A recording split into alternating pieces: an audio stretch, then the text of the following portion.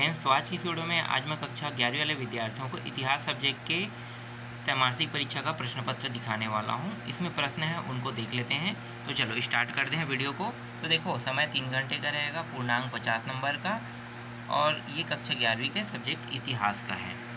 अब यहाँ पे जो प्रश्न है उनके उत्तरों को भी देख लेते हैं। पहला प्रश्न देखो, मेसोपोटामिया का वर्तमान नाम। तो मेसोपोटामिया का जो वर्तमान नाम था वो इराक था। इराक को ही पहले मेसोपोटामिया कहा जाता था। मारी के राजा कौन थे? मारी के राजा से समुदाय, एक मिनट, क्या लिखा? मारी के राजा कौन से समुदाय के थे कह रहे हैं ना। तो ये जो समुदाय है इसका नाम है एमाराइट्स। ठीक है, तो एमाराइट समुदाय के थे। अगला प्रश्न है, द्वितीय रोमन सम्राट कौन था?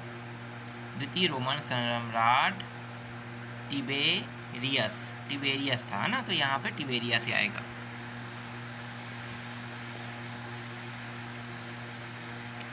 इसके बाद अगला जो प्रश्न है यहाँ पे देखो, तेमुजिन का जन्म। तो यहाँ पे तेमुजिन का जन्म के बारे में पूछा है, लेकिन यहाँ पे जो ऑप्शन दिया हुआ है सभी ऑप्शन गलत हैं। 1256, 57, 58, 59 दिया है, ये सब के सब गलत है। इसलिए यहाँ पे जो सही उत्तर है इसका लाना मुश्किल है ना। तो मैं आपको बता देता हूँ, अगर ये प्रश्न आता है आपको एग्जाम में तो इसका जो सही ऑप्शन है वो क्या रहेगा। ठीक है, 1162 जो है वो तेमुजिन का जन्म है। तो तेमुजिन का जन्म 1162 में हुआ था। पांचवा, सिरपुर का लक्ष्मण मंदिर किस जिले में है?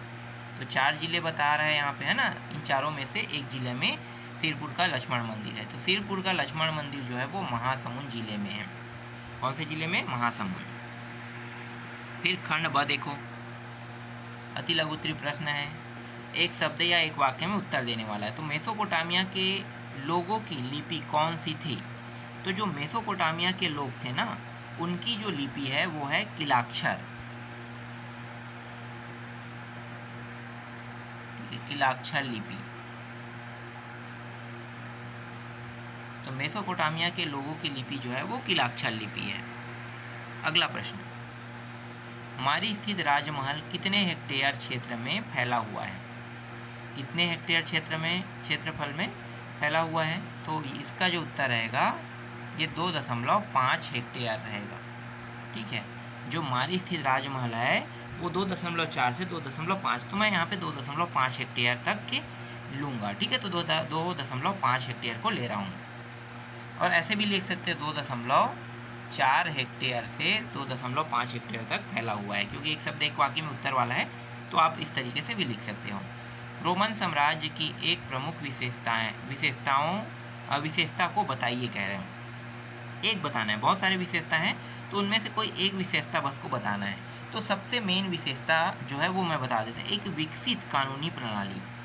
ठीक है, इसकी एक विशेषता है, एक विकसित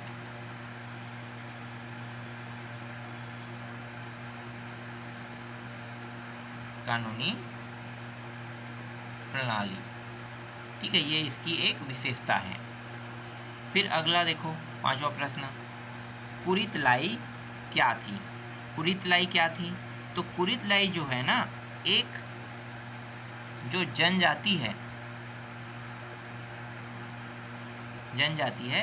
ये जो जनजाति है, इन्हीं जनजाति की सभागार या फिर सभागृह कह सकते हो। मैं यहाँ पे सभागार कहूँगा। तो कुरितलाई जनजातियों की, यहाँ पे सभी लिख दिया है ना, सभी नहीं होगा, सभा की सभागार है। ठीक है, तो ये कंप्लीट हुआ। अब 5वां, चंगेज खान कौन था? तो एकदम सरल और सटीक उत्तर देना है, बहुत आसान और बहुत सरल टॉपिक है। चंगेज खान कौन था अगर आपसे पूछ रहा है तो उत्तर आपको लेना है मंगोल, है ना, मंगोल। और क्या ले सकते हो यहाँ पे? मंगोल योद्धा। तो चंगेज खान एक मंगोल योद्धा है, तथा और भी लिखना चाहो तो नेता भी लिख सकते हो, तथा नेता भी था। तो चंगेज खान मंगोलों का क्या है? मंगोल योद्धा और एक नेता भी था। ठीक है, ये हो गया। अब यहाँ पे छोटे छोटे प्रश्न हैं, उनको देख लेते हैं। तो देखो, छोटे छोटे प्रश्न में पहला जो प्रश्न है, सेनेट क्या थी, है ना। सेनेट क्या थी? अब इनके प्रश्नों का उत्तर, ये सब 2-2 नंबर का है, तो इनके प्रश्नों का उत्तर थोड़ा बड़ा रहेगा, तो इसलिए मैं यहाँ पे इन प्रश्नों का उत्तर अभी नहीं दे रहा हूँ। ठीक है, इनके प्रश्नों का उत्तर देख लेना। वर्ष वृत्तांत क्या है, एम्फोरा क्या थे, चंगेज खान के माता व पिता का नाम लिखिए। फिर विश्व को मेसोपोटामिया की सबसे बड़ी देन क्या है, विश्व को मेसोपोटामिया की सबसे बड़ी देन क्या है कह रहे हैं।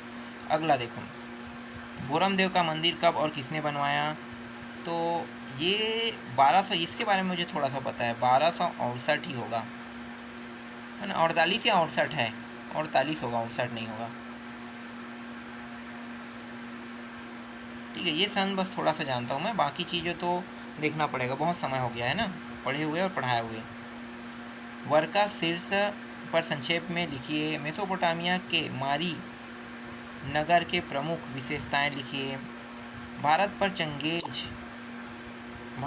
चंगेज आक्रमण के क्या प्रभाव हुए, मंगोल साम्राज्य के पतन के प्रमुख कारण क्या थे।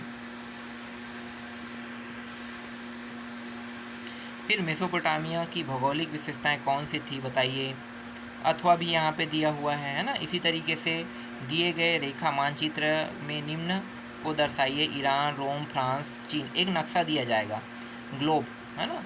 अब ग्लोब नहीं कहेंगे, ग्लोब गोल आकृति वाला होता है ना। तो समझो एक विश्व का आपको नक्शा दिया जाएगा, उसमें आपको रोम, फ्रांस, चीन, ईरान कहाँ पे है, इसे आपको क्या करना, दर्शाना है, यहाँ तक कि अरब सागर को। तो अरब सागर तो हमारे साइड में है ना, अरब सागर हमारे ही यहाँ पे, तो उसे आप बता सकते हो कि ये अरब सागर है। इसी तरीके से यहाँ पे देखो, इराक है, मंगोलिया है, चीन के अंदर अभी वर्तमान में मंगोलिया आ रहा है क्या ना। तो मंगोलिया भी एक देश है जहाँ पे मंगोल लोग रहते हैं। भारत है, रूस है, हिंद महासागर, इसको दर्शाना है। अगर इनको नहीं बनाते तत्व में और रहेगा, तो आपको नक्शा दिया जाएगा, ठीक है, उसको दर्शाना है। फिर रोमन साम्राज्य में स्त्रियाँ कहाँ तक स्वतंत्र या आत्मनिर्भर थी। रोमन परिवार की स्थिति की तुलना आज के भारतीय परिवार की स्थिति से करें, अथवा चंगेज खान ने किस प्रकार अपनी सेना को एक नया रूप प्रदान किया, उसके द्वारा किए गए सैनिक संगठन में परिवर्तनों का उल्लेख भी कीजिए कह रहा है।